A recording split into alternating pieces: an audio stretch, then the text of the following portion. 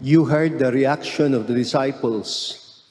Are we going to buy 200 days' wages worth of food and give it to them to eat? You know, I have a feeling that it must have been Judas who said those words. Kasi siya daw yung treasurer of the 12 apostles. And he was probably worried about the sustainability of their mission.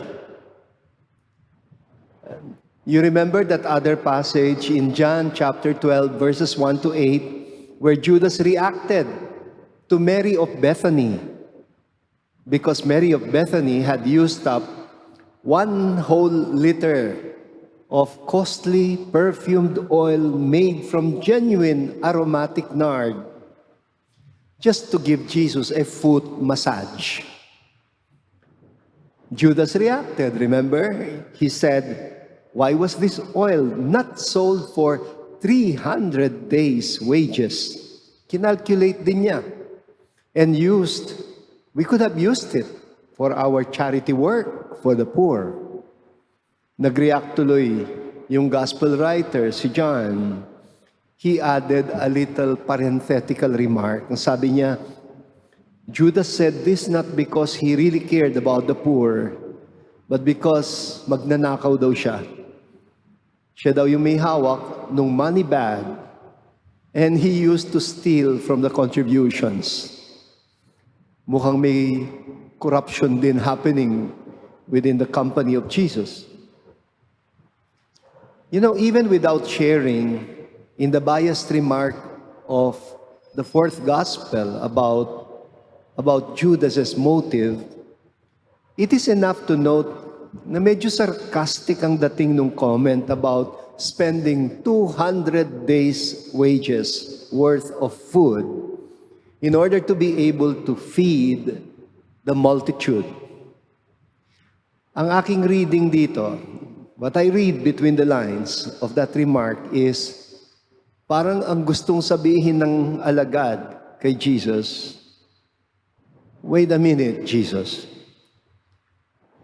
Nag-healing session ka maghapon. Nag-preaching sessions ka din maghapon. And you did not demand any payment for it. At ngayon, tayo pang magpapakain sa kanila. Hindi kaya dapat silang magpakain sa atin kasi we already served them? I think the reaction was sort of telling Jesus something like this, how do you expect us to be able to sustain our mission if we do not charge? If we do not charge for our services? Aba, mababankrupt tayo dito. But that's precisely the point. Jesus made it very clear when He sent out the apostles on a mission. Sabi niya, you received without cost. You must give without cost. And that is supposed to be the way of the kingdom of God. You do not put limits and conditions to your giving. It's not like, I give only if. Jesus teaches His disciples to be generous to a fault because He believes that generosity breeds generosity. Come to think of it, did our parents charge us anything for everything that they have done for us? Mula nung maliliit pa tayo? Well, parents never say to their children, sige, mga anak, I will feed you, I will clothe you, I will send you to school now, but you pay us later. Wala pa akong narinig na magulang nagsabing ganyan.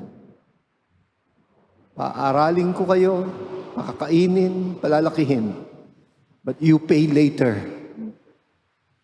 Sa totoo lang, kung minsan, adults na nga yung mga anak nila, tinutulungan pa rin nila. Some of them are even willing to spend the little money that they have saved for their retirement just to bail out their adult children when they go through difficult times. Katulad nitong pandemyang ito, I imagine the many parents who gave up some savings para sa mga anak nilang nawalan ng trabaho. But it is like that. The way of the kingdom of God is the way of love. And that is what we heard sa ating first reading ngayong gabi. John says, we learn to love one another because love is of God. Everyone who loves is begotten by God and knows God. Para kay John, the clearest sign that people have not known God is not having learned to love, because he says, God is love. Yung mga taong walang Diyos, yung mga taong hindi marunong magmahal. So how do we learn to love? Well, the simple answer to that is by being loved. How can you love if you have not been loved? For the apostle, our love for God is just our response to God's love for us. It is what he means when he says, in this is love, not that we have loved God, but that God has loved us first. That God has loved us first. The founder of the Jesuits, St. Ignatius of Loyola, composed a beautiful prayer for generosity. And I'm sure you're familiar with that song. I quote it many times in my homilies. The song says, "Dearest Lord, teach me to be generous. Teach me to serve you as I should, to give and not to count the cost, to fight and not to heed the wounds, to toil and not to seek for rest, to labor and ask not for reward, save that of knowing that I do your most holy will." And so you see, Jesus had a very simple formula for situations of scarcity. No problem. If 5 loaves and 2 fish are all we have, no problem. As long as we can still be grateful, thankful for it, as long as we are willing to break it, hating kapatid, as long as we're willing to share it, to share whatever little we have generously, God will make sure that it will be more than enough for everyone. Why?